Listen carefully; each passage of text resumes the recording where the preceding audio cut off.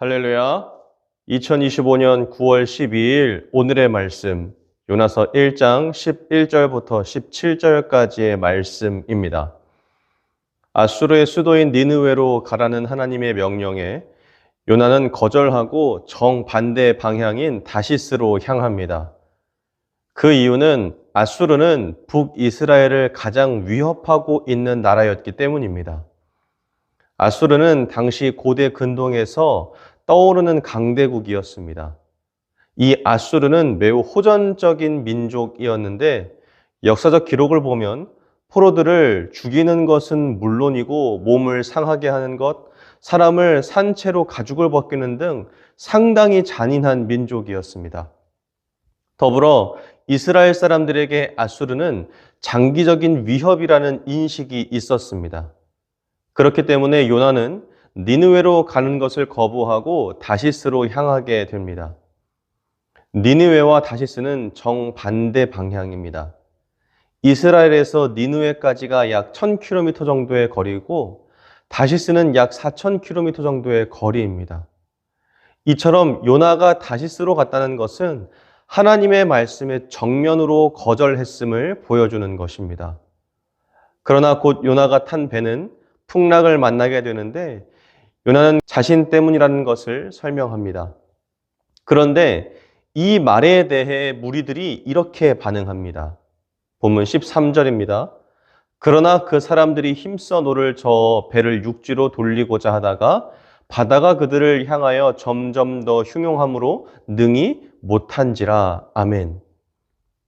이 말씀은 요나와 반대되는 모습을 보여주면서 요나가 한 결정이 옳지 않음을 다시 한번 강조하고 있는 말씀입니다. 요나는 자기 나라에게 피해를 주는 아수르 사람들이 용서받는 것이 싫었습니다. 그래서 다시스로 떠납니다. 그런데 하나님을 믿지 않는 사람들은 아무리 자신들의 목숨이 위험한 풍랑 가운데서도 요나의 목숨을 쉽게 버리지 않는 모습을 오늘 본문을 통해서 보여줍니다. 이 말씀은 하나님을 믿는 요나와 하나님을 믿지 않는 무리들을 비교하면서 하나님을 믿는 우리가 어떠한 가치를 가지고 살아가는지 돌아보게 합니다. 하나님의 말씀은 진리입니다. 그렇지만 때론 우리의 상황적으로 손해가 될 때도 있고 감정적으로 동의가 되지 않을 때도 있습니다. 정말 용서하기 어려운 사람을 용서하라고 하시는 때도 있고 품기 어려운 사람을 품으라고 하실 때가 있습니다. 그럴 때 우리는 갈등하고 고민하게 됩니다. 그런데 간혹 매체에서는 하나님을 믿지 않는 사람이지만 착하고 사람들이 칭찬하는 삶을 살아가는 사람들이 있습니다. 이들의 행위가 그들을 구원할 수 없지만 그러나 그들의 행위는 모든 사람들이 칭찬할 만하고 모든 사람들이 본받아야 할 삶의 모습을 보여줄 때가 있습니다. 반대로 하나님을 믿는다고 하지만 세상 사람들보다 이기적이고 편협한 사람들도 있습니다.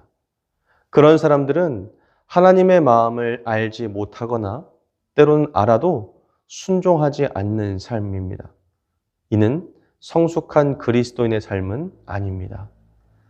하나님께서 사용하신 사람은 능력이 많거나 실력이 뛰어난 사람이 없습니다. 비천하고 부족한 사람들이지만 그곳에서 하나님께 순종했던 사람들입니다. 바라기는 오늘 하루 우리의 삶이 말씀에 비춰보고 날마다 말씀에 순종하는 우리 모든 삶이 되기를 간절히 소원합니다. 기도하겠습니다.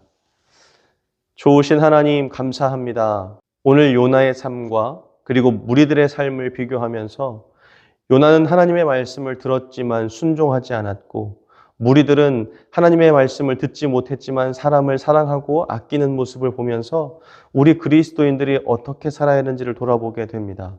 아버지 하나님 바라기는 우리가 하나님을 믿되 하나님의 말씀에 순종하지 않는 삶이 아니라 하나님의 말씀에 날마다 순종하며 하나님의 마음을 헤아려 드리는 삶을 살아낼 수 있도록 인도해 주시옵소서. 감사합니다. 예수님의 이름으로 감사하며 기도합니다. 아멘.